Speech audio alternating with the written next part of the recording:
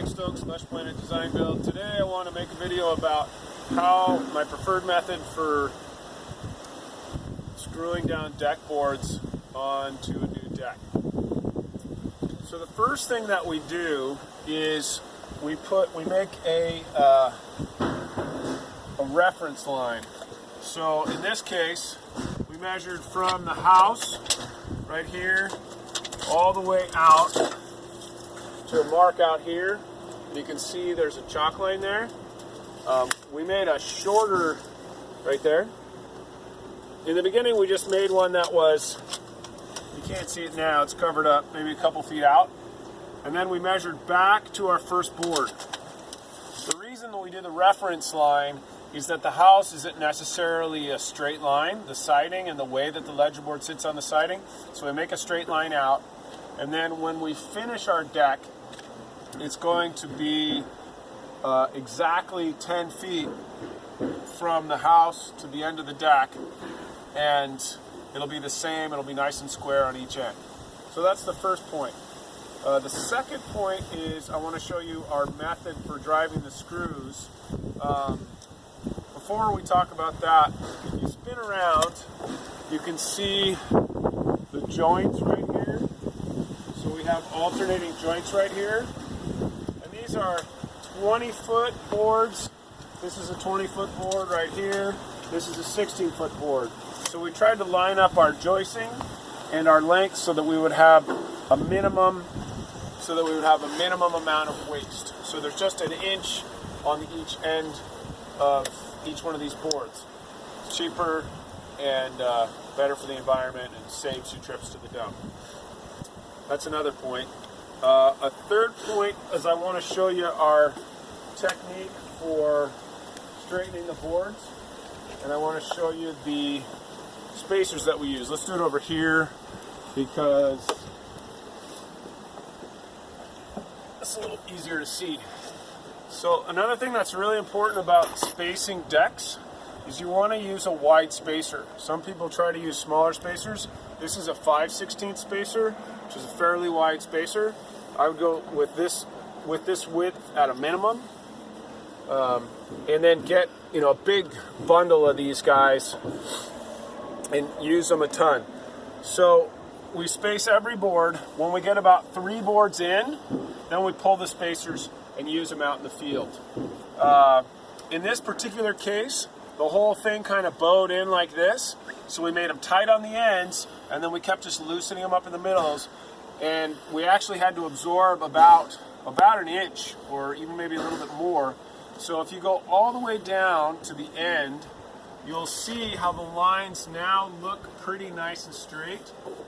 You might be able to notice that on this line, there's still a bit of a bow in it. So as we went out into the field, we kept adding a little bit more in the middle. And I don't know if you can see it, but on these last 2 lines, all of these guns are in the way, but the last line is almost perfectly straight. Another thing that's real important when you're laying down the deck boards is not to pull these pucks too soon, because the boards still will move around, especially if you have to use a clamp to tighten the board up. So it's a little dark over here, but let's try to look over here and see the clamp that we're using. So when the boards are always going to be warping. They're always going to be a little warbled, especially if you're using natural wood. So here we would use this clamp with just a shim, just a wood shim on it, clamp it together, and clamp it to the spacer. And so like I said, you leave the 3 spacers back so that when you're doing this clamping, you don't move the boards around as you're doing new ones. So just to show you how the reference line works, right now I'm going to go back. I think this one's screwed down all the way. So I'm going from the reference mark. I'm going to burn an inch. Reference line there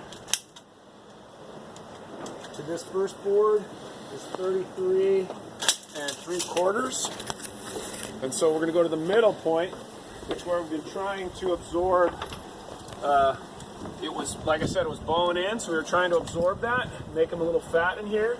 So 33 3/4. We're now at 33 13/16. So it's been all absorbed except for 1/16. And like I said, when we were back here against the house, it was actually over an inch. So we've made this a little bit flatter the whole way. So when we get out to the end, it'll be a nice straight line. And then over here, this one isn't quite set yet, but it's 33 3/4. So we're good on each end. So the other thing that I want to show you is it's really great. One of the things that I hate is when I come and I see a deck and these lines of these screws are all over the place in a weird pattern. So it's super simple and easy. It doesn't take hardly any extra time. You just set your screw at 4.5 on your speed square and at 1, and then line up the tip with the screw right behind it, and then make sure you're at the center of the joist as you go on, and then just set each one of those screws. I want to do this one right here because the puck's already set. So I'll do this one right here. So those are set, and then just drive them down and just recess your head just barely below the surface. One more thing I want to show you is you always want to pre-drill your ends. So on this one, just got a nice pre-drill bit. And when I pre-drill the ends, you just put it in about a 45, and I usually aim for the corner of the joist so I can pull this screw hole off of the end of the board as much as possible. That's it. I hope that was helpful. If you have any questions, please leave comments below, and let me know if there's any topics that you want me to cover. And please press the bell so you get notifications of new videos, and subscribe.